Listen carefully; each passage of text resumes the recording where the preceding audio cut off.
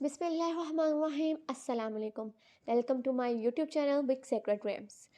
इसमें हम लोग जो हैं वो डिसऑर्डर जो है एक डिस्कस करेंगे, जो है हिस्ट्रॉनिक पर्सनालिटी डिसऑर्डर। उसमें जो हम लोग डिस्कस करेंगे उसकी आउटलाइन ये है, जिसमें हम लोगों ने उसकी कॉमन चीज़ें पढ़नी है, उसका अफेक्ट देखना है, कॉजेज़ देखने हैं, सिम्टम्स देखने हैं, एट लास्ट हम लोगों ने क्राइटेरिया देखना है, जिससे हम लोग किसी क्लाइंट को कह सकते हैं कि जी आपको हिस्ट्रॉनिक पर्सनालिटी डिसऑर्डर है। तो first of all, what is histrionic personality disorder? Histrionic personality disorder, इसका हम एब्रिवेट करेंगे एचपीडी से, is a mental health condition marked by unstable emotions, distorted self-image, and an overwhelming desire to be noticed. People with HPD often behave dramatically or inappropriately to get attention. जो हिस्ट्रॉनिक personality disorder HPD के जो होते हैं वो एक mental health condition होती है, जिसमें हमारे इमोशंस जो होते हैं ना वो अनस्टेबल होते हैं।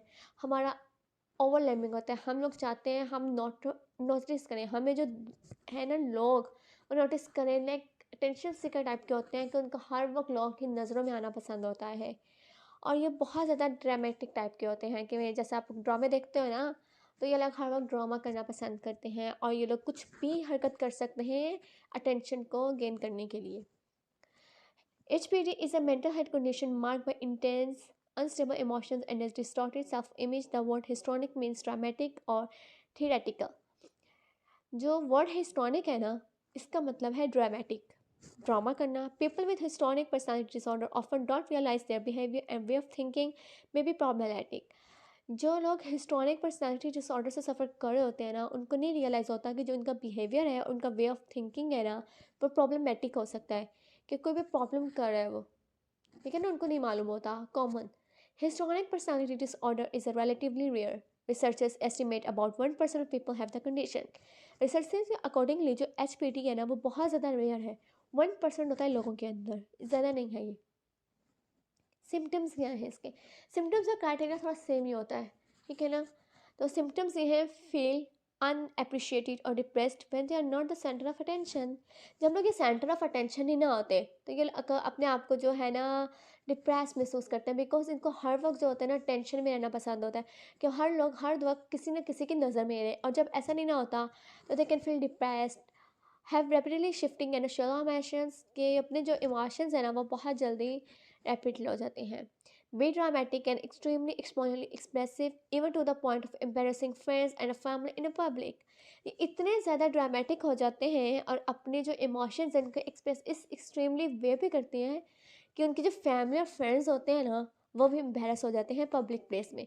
आप एक एग्जांपल हम इसको इस तरह से ले सकते हैं कि आप पब्लिक प्लेस में जा रहे हैं और उनको कोई अटेंशन नहीं दे रहा, वो खड़े खड़े चीख भी मार सकते हैं या कोई ऐसा बिहेवियर शो कर देंगे जिसकी वजह से पब्लिक में आपको रिकग्नाइजेशन मिलती है। तो जो इन्वेस्टमेंट मूवमेंट होगी किन के लिए? आपकी फैमिली के लिए और आपके फ्रेंड्स के लिए।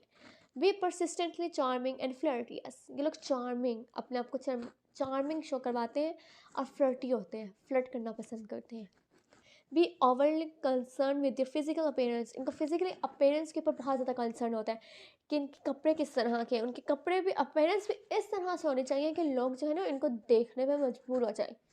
क्यों? इन्होंने अटेंशन सीख करनी है ना।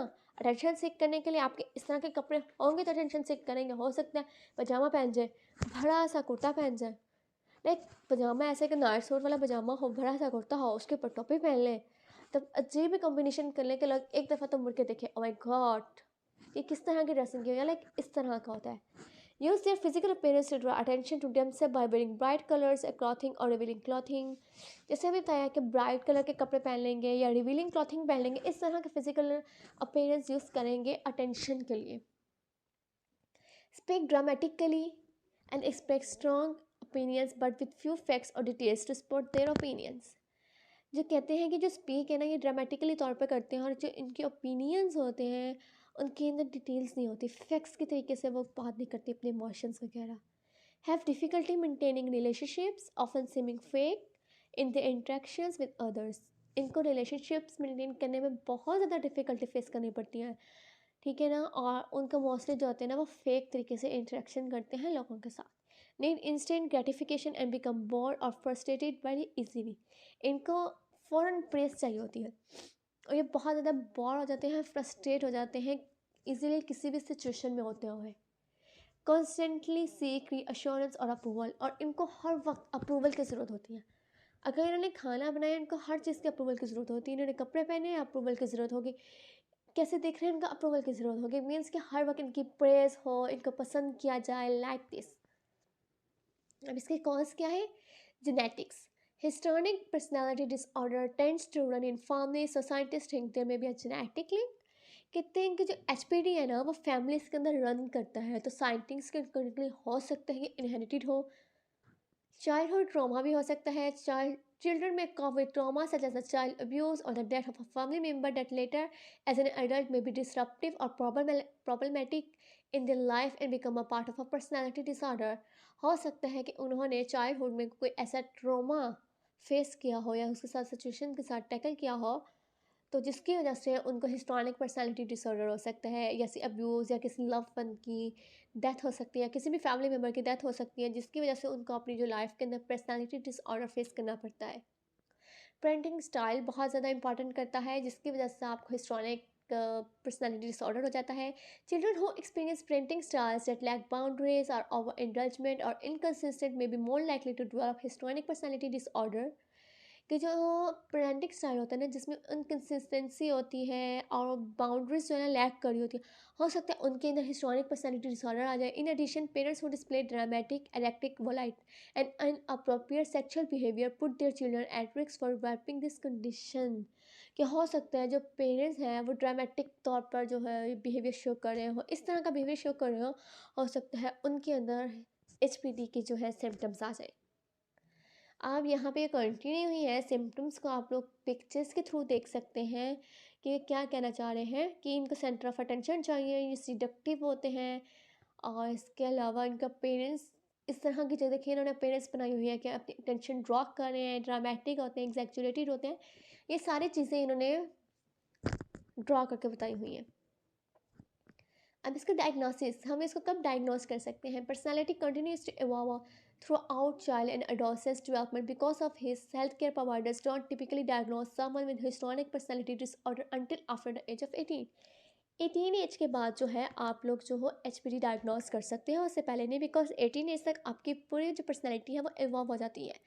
तो हेल्थ केयर तभी आपको डायग्नोस करेंगे जब आप लोग 18 ईयर्स और उससे बड़े हो जाओगे। अब इसका क्राइटेरिया सेम सिम्टम्स जैसा है। Uncomfortable when not the centre of attention, seductive और प्रोडक्टिव बिहेवियर। सिडक्टिव और प्रोडक्टिव बिहेवियर में मैंने एक बहुत अच्छी एग्जांपल आई है मुझे।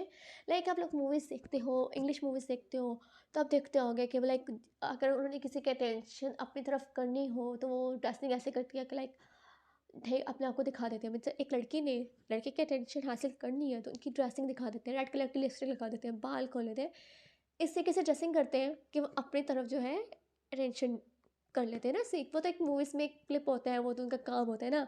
लेकिन इस तरह के ये लोग होते हैं कि अपना जो है ना वो सिडक्टिव टाइप के होते हैं, अपनी अपीयरेंस यूज़ करते हैं अटेंशन ड्रॉ करने के लिए, ड्रामा करते हैं और एग्जैक्चुरेट करते हैं अपने इमोशंस को। कोई भी इमोशन है उसको एग्जैक्चुरेट करके बताएंगे।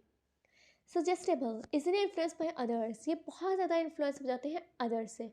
लाइक अगर आप किसी को पसंद करते हो या किसी को फॉलो कर रहे हो और वो आपको कोई भी बात कहेगा ना, आप उसकी बात मान लोगे।